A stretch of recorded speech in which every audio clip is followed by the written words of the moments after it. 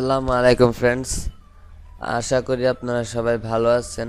আমি Rahan Rabbi from tech master and BD. অনেকদিন পর আপনাদের কাছে নতুন একটা ভিডিও নিয়ে হাজির হলাম। আজ আলোচনার বিষয় হচ্ছে আসলে কি ওয়াইফাই হ্যাক করা যায়।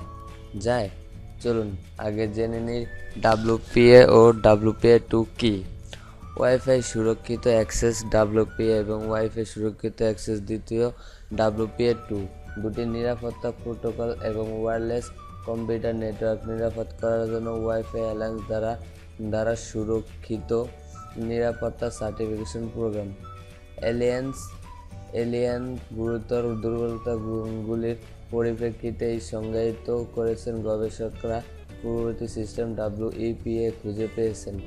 WEPA এর ফুল মিনিং হচ্ছে ওয়ার্ল্ড ইকুইভ্যালেন্ট প্রাইভেসি। WPA 2003 সালে উপলব্ধ হয়ে ওঠে। ওয়াইফাই অ্যালায়েন্স এটি আরও নিরাপদ এবং জটিল। WPA2 উপলব্ধতার প্রত্যাশা মধ্যে একটি মধ্যবর্তী পরিমাপ হিসেবে এটি উদ্দেশ্য।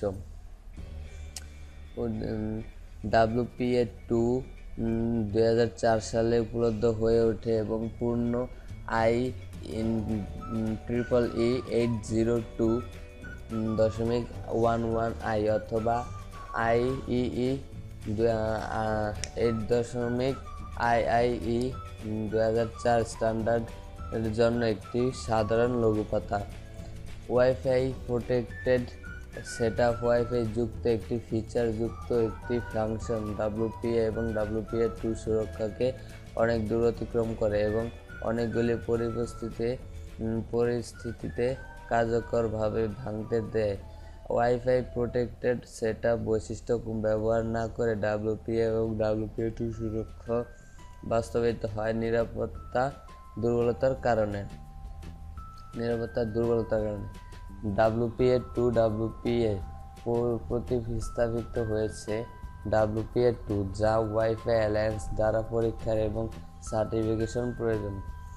IEEE 802.11i এর বাধ্যতামূলক উপাদানগুলি প্রয়োগ করে।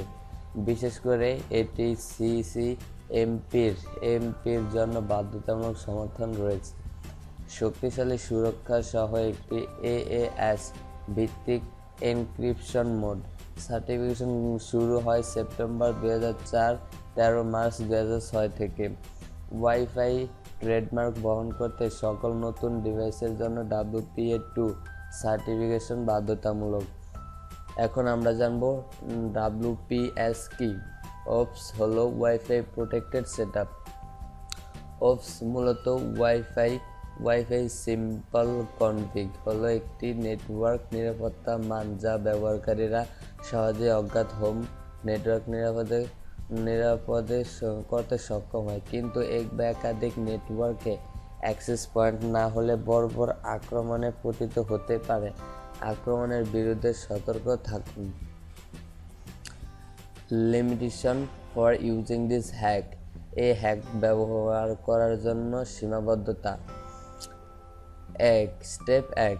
This hack works on WPA WPA2 ops unlocked network only.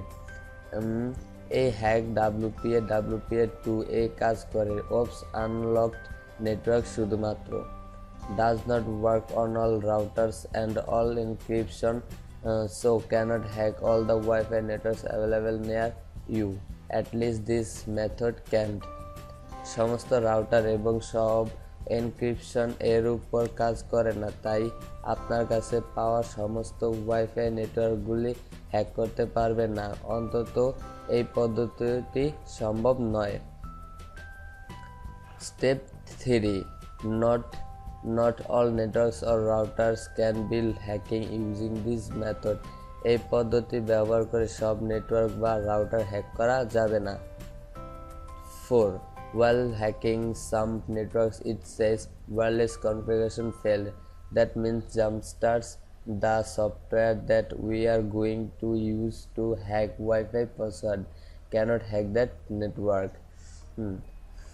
কিছু নেটওয়ার্ক হ্যাকিং এর সময় এটি ওয়্যারলেস কনফিগারেশন ব্যর্থ বলে ডাকা হয়, যার অর্থ জাম্পস্টার্ট সফটওয়্যার যা আমরা ওয়াইফাই পাসওয়ার্ড হ্যাক করতে যাচ্ছি, হ্যাক করা যাবে না।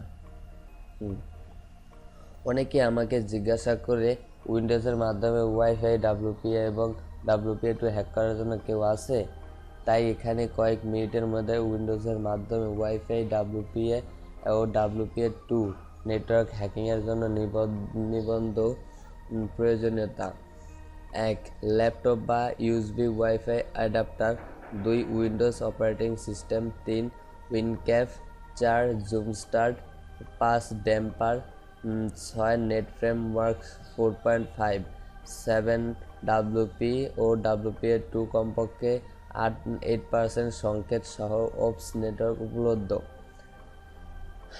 এতটুকু ফ্রেন্ডস আজকের জন্য।